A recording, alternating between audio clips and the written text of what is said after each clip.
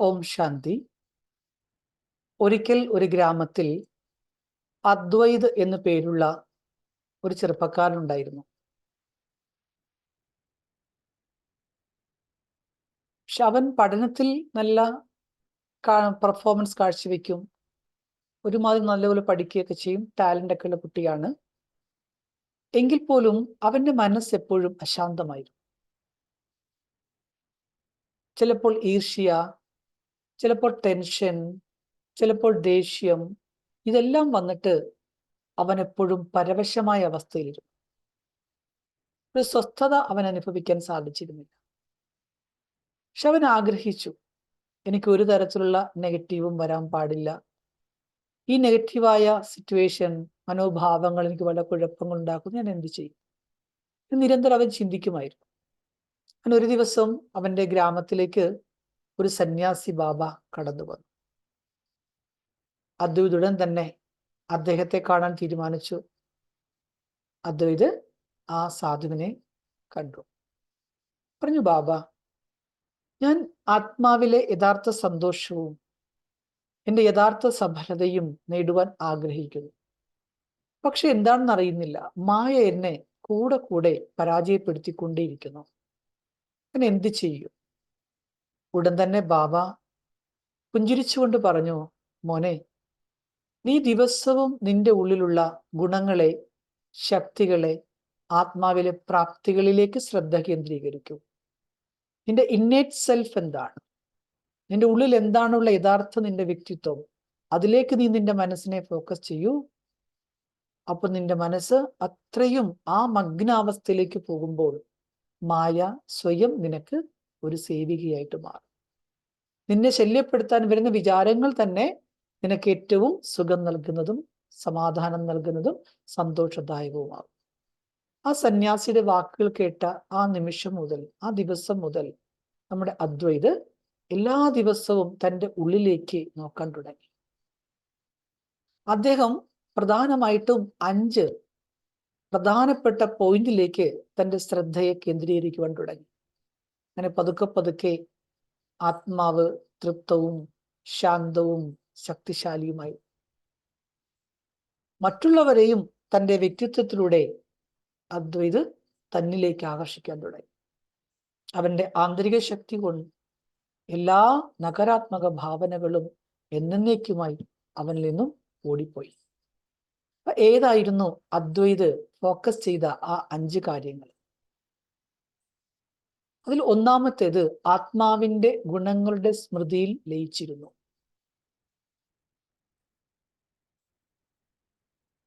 ആത്മാവിന്റെ ഗുണങ്ങളുടെ സ്മൃതി സദാ ലയിച്ചിരുന്നു.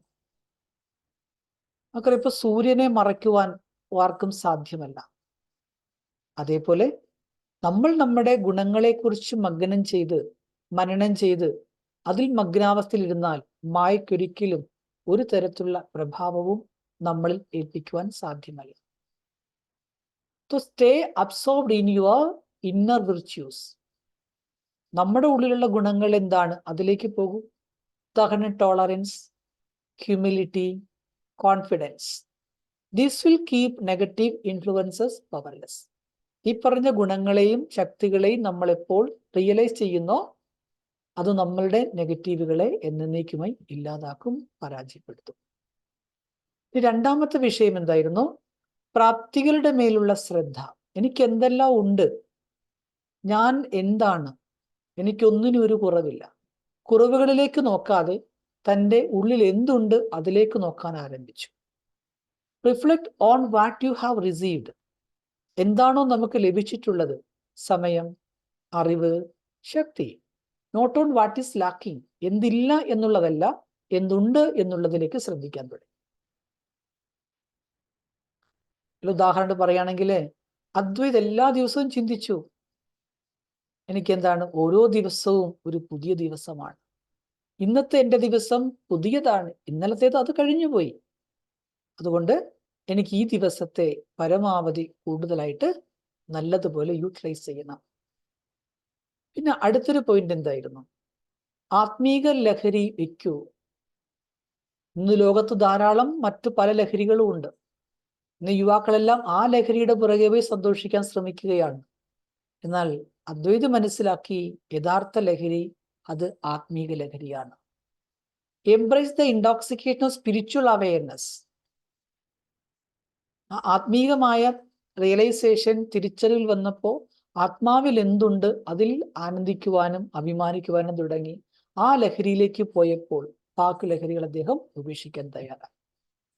ഉദാഹരണത്തിന് അദ്വൈതിന് ഒരു ലഹരിയായിരുന്നു മൊബൈൽ ഫോൺ അഡിക്ഷൻ. അവൻ വിചാരിച്ചു, ഈ സമയം എത്രമാത്രം ഞാൻ ബർബാദ് ചെയ്യുന്നു, നഷ്ടപ്പെടുത്തി കളയുന്നു. ആ സമയം കൂടി എന്തെങ്കിലും ക്രിയേറ്റീവായ കാര്യത്തിൽ എനിക്ക് ഉപയോഗിച്ചാൽ എന്തുകൊണ്ട് സാധിച്ചുകൂടാ?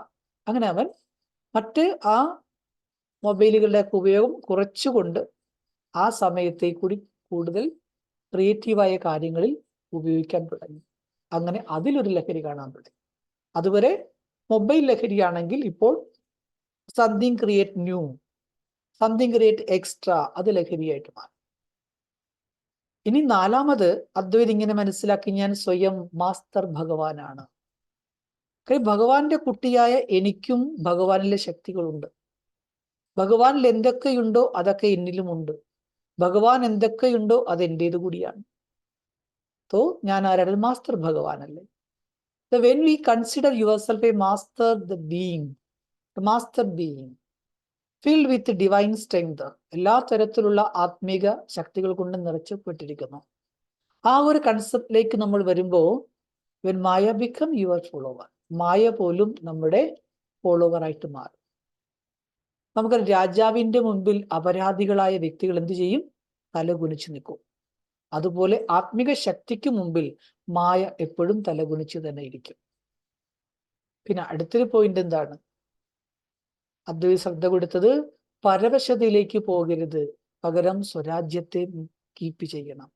നോ മാറ്റർ ദ സിറ്റുവേഷൻ, സാഹചര്യം എന്തുമായിക്കൊള്ളട്ടെ, keep your mind under self rule.